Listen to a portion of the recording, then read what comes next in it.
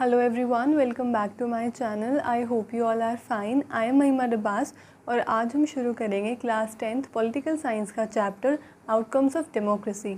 आज की वीडियो में हम दो टॉपिक्स के बारे में पढ़ेंगे। First is how do we assess democracies outcomes and second accountable, responsive and legitimate government. So let's get started. Our first topic is how do we assess democracies outcomes. हमारी book का नाम है democratic politics. तो हमने अब तक सारे chapters में डेमोक्रेसी के बारे में ही पढ़ा है। तो हमारा जो टॉपिक है that how do we assess democracies outcomes, इसका मतलब है कि हम कैसे डेमोक्रेसीज के आउटकम्स को असेस कर सकते हैं। मतलब हम कैसे पता लगा सकते हैं कि डेमोक्रेसी के आउटकम्स क्या है। आउटकम्स का मतलब होता है रिजल्ट। तो हमने अब तक जितने भी चैप्टर्स पढ़े हैं उसके हिसाब से अगर हम किसी भी इंसान से पूछें कि कौन सी फॉर्म ऑफ गवर्नमेंट अच्छी होती है या बेटर है, तो सबका जवाब यही आता है कि डेमोक्रेसी एक अच्छी फॉर्म ऑफ गवर्नमेंट है। मतलब जब हम कंपेयर करते हैं मोनार्की से या डिक्टेटरशिप से, तो डेमोक्रेसी को एक बेटर ऑप्शन माना जाता है। तो डेमोक्रेसी को बेटर माना जाता है, उसके भी कुछ रीज़न्स हैं। फर्स्ट रीज़न है it promotes equality among citizens. मतलब कोई भी भेदभाव नहीं होता, हर एक सिटीजन्स को इक्वल राइट्स प्रोवाइड कराए जाते हैं और हर कोई लॉ के सामने बिल्कुल इक्वल होता है। Second, democracy enhances the dignity of the individual. मतलब डेमोक्रेसी एक इंडिविजुअल की डिग्निटी को एनहांस करवाने में हेल्प करता है। Third reason is democracy improves the quality of decision making की क्वालिटी अच्छी हो जाती है, इम्प्रूव हो जाती है। And democracy allows room to correct mistakes. जो ये अभी हमने रीजंस पढ़े, ये तो एक थ्योरी में है और किसी भी इंसान से अगर हम पूछेंगे कि कौन सी फॉर्म ऑफ गवर्नमेंट अच्छी है, तो वो डेमोक्रेसी को ही एक अच्छा ऑप्शन बताते हैं। लेकिन यही लोग ज़्यादा सेटिस्फाइड नहीं होते जब डेमोक्रेसी को हम इन प्रैक्टिस लेके आते हैं। ये चीज़ हमें डिलेमा में लाके खड़ी कर देती है। डिलेमा का मतलब होता है दुविधा। मतलब प्रिंसिपली अगर हम देखें तो डेमोक्रेसी बहुत ही अच्छा ऑप्शन है, एक बहुत अच्छी फॉर्म ऑफ गवर्नमेंट बनेगी। लेकिन जब डेमोक्रेसी को प्रैक्टिस में लेके आया जाता है तो वो इतना अच्छा प्रूव नहीं होता। तो इस डिलेमा की वजह से ही हमें बहुत ज़्यादा थिंकिंग करनी पड़ती है कि एक्चुअली में डेमोक्रेसी के आउटकम्स क्या हैं। तो बहुत सारी कंट्रीज़ ऐसी हैं जो क्लेम करती है और डेमोक्रेटिक पॉलिटिक्स को प्रैक्टिस भी करती है। जैसे कि इन सभी डेमोक्रेटिक कंट्रीज़ का फॉर्मल कॉन्स्टिट्यूशन है, they hold regular elections, they have parties, उनके कंट्री में पार्टीज़ भी हैं, and they guarantee rights of citizens. मतलब सिटीजन्स को उनके राइट्स प्रोवाइड कराते हैं। जो ये फीचर्स अभी मैंने आपको बताए हैं, ये मोस्ट कॉमन फीचर्स हैं हर एक डेमोक्रेसी में। मतलब हर एक कंट्री में जो जैसे कॉन्स्टिट्यूशन है या पार्टीज़ हैं, इलेक्शंस होना और सिटीजन्स को राइट्स प्रोवाइड करवाना, ये सब एक बहुत कॉमन सी चीज़ है जो हर एक डेमोक्रेसी में पाई जाती है। लेकिन जब हम इन कंट्रीज़ की सोशल सिचुएशंस के बारे में बात करते हैं या फिर इकोनॉमिक अचीवमेंट्स या इनके कल्चर के बारे में बात करते हैं, तो हमें इन डेमोक्रेसीज़ के बीच का डिफरेंस पता लगता है। लोगों को डेमोक्रेसी में बहुत ज़्यादा इंटरेस्ट है और बहुत ही ज़्यादा फैसिनेटेड रहते हैं ये डेमोक्रेसी को लेकर। लोग डेमोक्रेसी से ये एक्सपेक्ट करते हैं कि जितनी भी सोशो इकोनॉमिक और पॉलिटिकल प्रॉब्लम्स है वो एक डेमोक्रेसी से ही सॉल्व की जा सकती है। और अगर हमारी एक्सपेक्टेशंस पूरी नहीं होती तब हम डेमोक्रेसी को ब्लेम करना शुरू कर देते हैं और हम डाउट करते हैं कि क्या हम सच में डेमोक्रेसी में रह भी रहे हैं या नहीं। मतलब अगर मैंने कुछ एक्सपेक्ट किया कि जो डेमोक्रेटिक गवर्नमेंट है वो मेरे हिसाब से ऐसे काम करनी चाहिए, बट अगर उसने वो काम नहीं किया, मेरी एक्सपेक्टेशंस के हिसाब से काम नहीं हुआ, तो मैं उस डेमोक्रेसी को ही डाउट करने लग जाऊँगी और मैं क्वेश्चन करूँगी कि मेरी कंट्री में डेमोक्रेसी है या नहीं। डेमोक्रेसी के आउटकम्स को असेस करने के लिए सबसे पहला स्टेप यही है कि हमें समझना पड़ेगा कि democracy is just a form of government. मतलब ये एक टाइप ऑफ गवर्नमेंट है जिसके हिसाब से हमारी कंट्री को हम रन करते हैं। लेकिन जो लोग हैं वो क्या समझते हैं, जैसे हमारी होली बुक्स होती है ना, जैसे हिंदू में भगवत गीता होती है और कुरान होती है, इस्लाम में, क्रिश्चियनिटी में हम बाइबल पढ़ते हैं, तो ये माना जाता है कि वर्ल्ड में जितनी भी प्रॉब्लम्स हैं उनके सॉल्यूशंस इन होली बुक्स में दिए गए हैं। बट डेमोक्रेसी ऐसी नहीं है। लोग समझते हैं कि डेमोक्रेसी से हर एक प्रॉब्लम सॉल्व हो जाएगी, पर नहीं, डेमोक्रेसी से हर एक प्रॉब्लम सॉल्व नहीं होगी। हाँ, डेमोक्रेसी का एडवांटेज लेके सिटीजन्स अपने गोल्स को अचीव कर सकते हैं। लाइक डेमोक्रेसी में इक्वल राइट्स प्रोवाइड कराए जाते हैं। मान लो हमें राइट दिया है फ्रीडम ऑफ स्पीच का, तो मतलब हर एक इंसान, बेशक वो अमीर हो या गरीब, उसके पास राइट है कि वो अपनी बात रख सकता है, अपना ओपिनियन दे सकता है।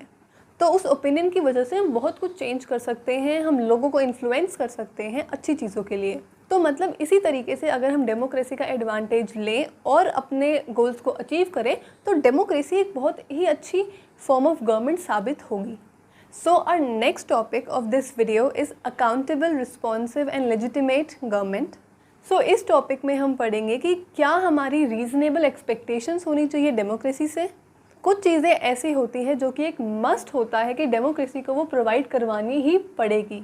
सबसे पहले तो यही है कि डेमोक्रेसी में हमने इक्वल राइट्स दिए हैं हर एक इंसान को कि वो अपने रूलर्स को या फिर जो उनके लीडर्स हैं उनको चूज़ कर सकें और लोगों का कंट्रोल हो ओवर देयर लीडर्स। मतलब सिटीजन्स के पास पावर होनी चाहिए कि वो अपने लीडर्स को इलेक्ट कर सके, प्लस लीडर्स से ज़्यादा पावर सिटीजन्स के पास होनी चाहिए कि अगर हमें लीडर्स को हटाना है, हम लीडर्स से ना खुश हैं, तो हम उस लीडर को अगले इलेक्शन में हटा भी सकें।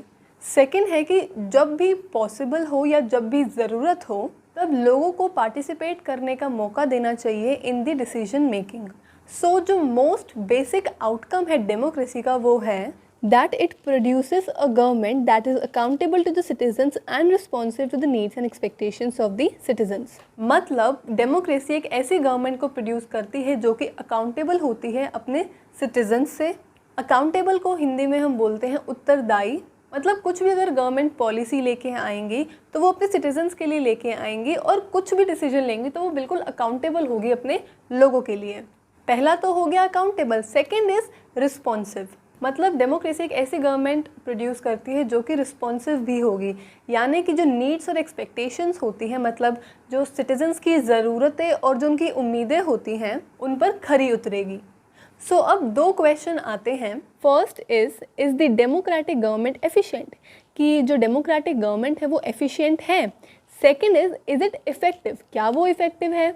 कई लोगों का ये मानना है कि जो डेमोक्रेटिक गवर्नमेंट है वो लेस इफ़ेक्टिव होती है और ये बात कहीं ना कहीं ठीक भी है, क्योंकि जो नॉन डेमोक्रेटिक रूलर्स होते हैं उनको अगर कोई पॉलिसी लेके आनी है या कोई लॉज बनाने हैं तो उनको असेंबली बिठाने की, फिर पार्लियामेंट में बिल को प्रेजेंट करने की और बाद में उसको मतलब डिबेट होता है, इन सब चीज़ों की ज़रूरत ही नहीं पड़ती। वो तो जो उनके मन में आया वो सीधा सीधा अपना डिसीजन मतलब आपस में ही पार्टी बिठा के ले लेते हैं डिसीजन। उनको मतलब ही नहीं है कि हमें किसी ऑपोजिशन पार्टी से ओपिनियन लेना है या फिर सिटीजन से कोई ओपिनियन लेना है, वो अपने हिसाब से ही डिसीजन ले लेती हैं। तो वो डिसीजन मेकिंग में और इम्प्लीमेंटेशन में बहुत ही ज़्यादा एफिशिएंट है और बहुत ज़्यादा फास्ट होती हैं। लेकिन जो डेमोक्रेसी है वो बेस्ड है डेलिब्रेशन और नेगोशिएशन पे। मतलब जैसे कि नॉन डेमोक्रेटिक गवर्नमेंट में जो लीडर्स होते हैं उनको मेजॉरिटी वोटिंग की ज़रूरत नहीं होती, वो अपने आप ही डिसीजन ले लेते हैं। लेकिन डेमोक्रेसी में ऐसा नहीं होता। अपनी कंट्री का एग्जाम्पल ले लो। हमारी कंट्री में पहले काउंसिल ऑफ मिनिस्टर्स एक पॉलिसी को डिसाइड करेंगे, उसके बाद बिल प्रेजेंट होगा इन दी लोकसभा, वहाँ पे डिबेट्स होंगी, डिस्कशन होगा, नेगोशिएशन होगा, फिर वोटिंग होगी। मेजॉरिटी वोट्स अगर किसी बिल को मिल गया तो वो राज्यसभा में जाता है, वहाँ पे फिर डिबेट्स होंगे और नेगोशिएशन होंगी, वहाँ पे वोटिंग होगी, उसके बाद वो प्रेसिडेंट के पास जाता है। अगर कोई भी कमी नहीं है तो प्रेसिडेंट उसको साइन कर देते हैं, वरना वो वापस आता है और फिर उस पर डिस्कशन होता है। तो इसमें टाइम ज़्यादा लगता है, लेकिन लास्ट में जो डिसीजन वो लेंगे वो एक ऐसा डिसीजन होगा जो कि सबके लिए फ़ायदेमंद होगा, क्योंकि उसमें बहुत सारे लोगों ने अग्री किया है, मेजॉरिटी जो है उसने अग्री किया है। तो अगर कोई ऐसा डिसीजन लिया जा रहा है जो कि सबके लिए बेनिफिशियल होगा तो उसमें अगर थोड़ा सा टाइम लगता है तो क्या प्रॉब्लम है। इसका मतलब ये थोड़ी ना है कि डेमोक्रेटिक जो गवर्नमेंट है वो लेस एफिशिएंट हो गई। अगर जो नॉन डेमोक्रेटिक गवर्नमेंट्स हैं वो अगर कोई डिसीजन अपने आप से ही ले लेंगी तो पॉसिबिलिटी ये है कि लोगों को वो पसंद ना आए। तो ऐसे भी हो सकता है कि जो लोग हैं वो मूवमेंट्स करें और कंट्री की जो स्टेबिलिटी है उसमें प्रॉब्लम आए, या फिर अगर सिटीजन्स खुश नहीं हैं और जो मोनार्क्स होते हैं या डिक्टेटर्स होते हैं वो जानबूझ के थोप दे उनके ऊपर कि नहीं तुम्हें तो इसी पॉलिसी के हिसाब से चलना है। अब तो मतलब जल्दबाजी में ऐसा डिसीजन लिया जा सकता है जो कि एक्सेप्टेबल ना हो लोगों को, लेकिन डेमोक्रेटिक गवर्नमेंट में ऐसा नहीं होता। अब डेमोक्रेसी में ये भी होता है कि कोई भी डिसीजन मेकिंग का जो प्रोसेस होगा वो नॉर्म्स और प्रोसीजर्स पर बेस्ड होगा, मतलब उसको बिल्कुल एक लीगल तरीके से किया जाएगा और बिल्कुल आराम से सोच समझ के वो सारी चीज़ और स्टेप बाय स्टेप वो होगी। तो अगर किसी सिटीज़न को जानना है कि कोई पॉलिसी या कोई लॉ अगर गवर्नमेंट लेके आती है तो उसके पीछे का रीज़न क्या था, उसको क्यों लाया गया, उसको कैसे लाया गया, कैसे डिसीजन लिया इन्होंने और कैसे उसको इम्प्लीमेंट किया, तो एक सिटीज़न के पास ये राइट होता है कि वो इन सभी इन्फॉर्मेशन के बारे में जान सकता है। क्योंकि जो डेमोक्रेटिक गवर्नमेंट है वो अकाउंटेबल है अपने लोगों को, तो उनको बताना पड़ेगा कि हमने कैसे और क्या डिसीजन लिया है। लेकिन नॉन डेमोक्रेटिक में ऐसा नहीं होता बिकॉज वो अकाउंटेबल ही नहीं होते अपने लोगों को। सो सेकेंड आउटकम यही है कि डेमोक्रेसी एक ऐसी गवर्नमेंट को प्रोड्यूस करती है जो प्रोसीजर्स को फॉलो करती है और अकाउंटेबल होती है।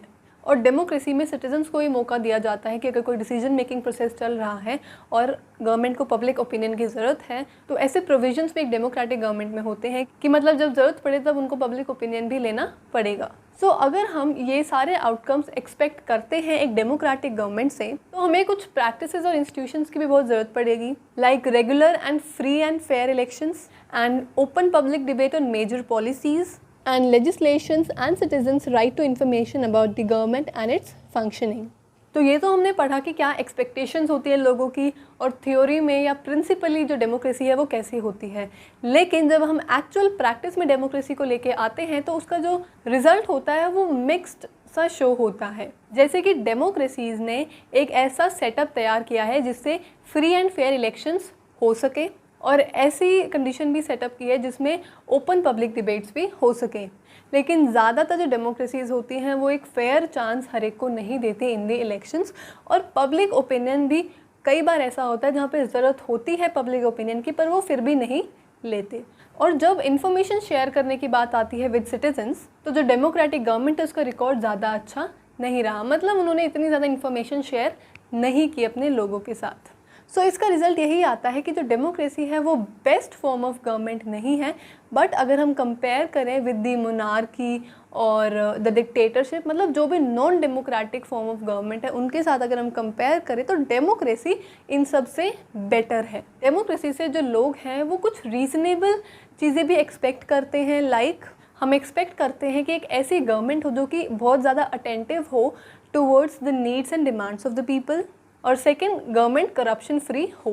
लेकिन जो डेमोक्रेसी का रिकॉर्ड रहा है इन दोनों चीज़ों को लेकर वो ज़्यादा अच्छा नहीं रहा।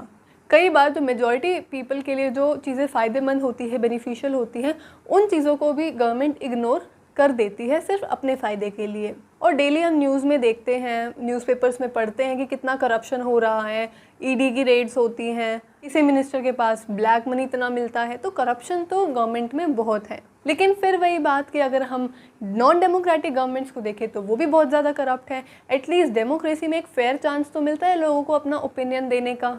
तो कहने का मतलब ये है कि जब हम कंपेयर करते हैं एक डेमोक्रेटिक गवर्नमेंट और एक नॉन डेमोक्रेटिक गवर्नमेंट को तो डिफरेंस यही आता है कि करप्ट तो डेमोक्रेटिक भी है लेकिन नॉन डेमोक्रेटिक से थोड़ी कम करप्ट है, तो इसीलिए हमारे लिए वो फ़ायदेमंद ज़्यादा है।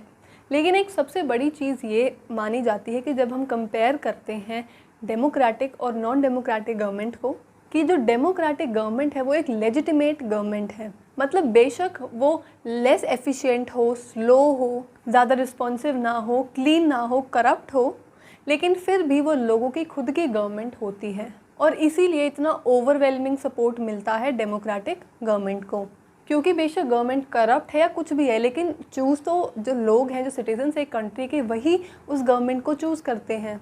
और लोग भी यही चाहते हैं कि हमें जो हमारे रिप्रेजेंटेटिव्स हैं जिनको हमने चूज़ किया है वही हमें रूल करे। लोग भी इसी चीज़ में खुश हैं और लोग इसी वजह से मानते हैं कि डेमोक्रेसी बहुत ज़्यादा सूटेबल है उनकी कंट्री के लिए, बिकॉज उनको अपने लीडर्स को चूज़ करने का मौका वहाँ मिलता है। सो डेमोक्रेसी की जो एबिलिटी है to generate its own support, अपना खुद का सपोर्ट जनरेट करने के लिए, ये भी एक बहुत ही बड़ा आउटकम है डेमोक्रेसी का जिसको हमें इग्नोर नहीं करना चाहिए।